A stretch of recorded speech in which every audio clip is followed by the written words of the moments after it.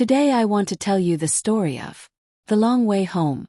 In a narrow alley of East Baltimore, under the flickering light of a rusted street lamp, Ava and Marcus's story began. It wasn't love at first sight, more like two tired teens who found comfort in shared ambition. Both were 17, raised in households that stretched every dollar and measured success in surviving another month. But it was in their struggle that their bond took root. By their side, always in the background, often unsung, was Daniela "Dani" Reyes, Ava's childhood best friend and an unofficial third wheel in their journey. Dani had the sharp wit of someone who had seen too much too early and a heart big enough to carry her friends' burdens without asking. She was studying nursing part-time, working as a receptionist at a local clinic, and spending her free hours babysitting her younger siblings. Dani believed in them before they believed in themselves. She was the one who stayed up with Ava on nights when a logo just wouldn't come together. She helped Marcus rehearse pitches for clients he hadn't even booked yet. She fed them on the weekends when tips were short and the fridge was empty.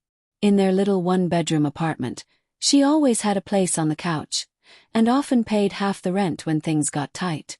As Ava and Marcus hustled, Ava designing logos and menus, Marcus launching e-commerce experiments that rarely broke even, Dani kept them grounded. She was their emergency contact, their cheerleader, and sometimes their therapist. She patched their arguments, reminded them who they were when they forgot, and told them with utter certainty, "You're building something real. Just keep going." When Ava's food truck logo went viral, Dani was the first to throw a celebration, 2 cupcakes and a candle at midnight. And when Marcus's social media work started gaining traction, it was Dani who pushed him to create a real consultancy, even offering to do his taxes, and did for free for 3 years.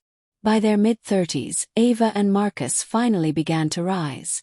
They bought a fixer-upper in a gentrifying neighborhood and spent their weekends tearing down walls and building dreams. Ava's design work was featured in national campaigns. Marcus began consulting for bigger clients, eventually forming a small agency. And Dani? She quietly finished nursing school, working double shifts and sacrificing sleep. She earned her RN and joined a mobile health clinic initiative serving underfunded communities. Her passion rooted deeply in the very streets they all grew up on. But Dani never strayed far from Ava and Marcus. She bought a house 2 blocks over and helped them found Second Light, their non-profit for youth mentorship. Their success wasn't just Ava and Marcus's. It belonged to Dani too. She was the thread that held them together, the constant that kept the dream alive when it flickered. On opening day of their nonprofit's community center, Dani stood at the podium between them, her eyes misty. "We always say Ava and Marcus built this," she said, laughing softly. "But let's be real. I was their unpaid therapist, accountant, and emergency chauffeur. I want a plaque." She got one. A gold-embossed plaque that read, "Dani Reyes, the heart behind it all."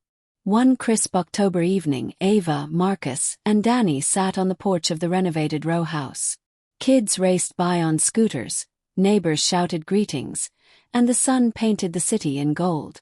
Marcus leaned back, his voice soft, full of reflection. "We really made it." Dani smiled, lifting her coffee cup. "And we're just getting started."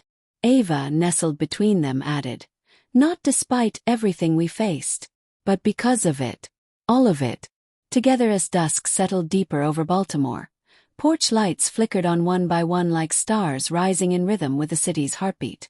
Ava traced the rim of her coffee cup with her thumb, her eyes distant. "You ever think about the ones who didn't make it?" she asked quietly. Dani and Marcus exchanged a glance, one of those heavy silences between old friends that didn't need words to carry weight. "Every day," Dani said eventually. "I see them in every kid that walks through the clinic door. Every teen that shows up to Second Light hoping for something different." Marcus nodded, his jaw tightening. "That's why we do this. So they get a shot we barely had." Ava smiled sadly. "We're lucky. But we're not done." That night, under the soft hum of string lights and the scent of early fall leaves, they made a pact, quiet and unspoken, to keep pushing forward, not just for themselves, but for everyone who didn't have a Dani, an Ava, or a Marcus in their corner. The months that followed brought new growth and new challenges. Second Light expanded to offer evening workshops, mentorship pairings, and even small grants for young entrepreneurs. Ava began leading design sessions, teaching teens how to translate emotion into visual identity. Marcus launched a digital literacy bootcamp, guiding young people through the intricacies of freelancing, e-commerce, and navigating corporate clients. But with growth came tension. The weight of their nonprofit success brought new stress. Fundraising demands piled up. A promised grant was delayed. A fire code violation forced them to temporarily close the community center just as winter programs were due to begin. Exhaustion loomed. One particularly hard night, Ava broke down in Danny's kitchen. Her hands trembled as she recounted the phone call with a frustrated parent, the endless hours spent chasing paperwork, the creeping fear that they weren't enough anymore.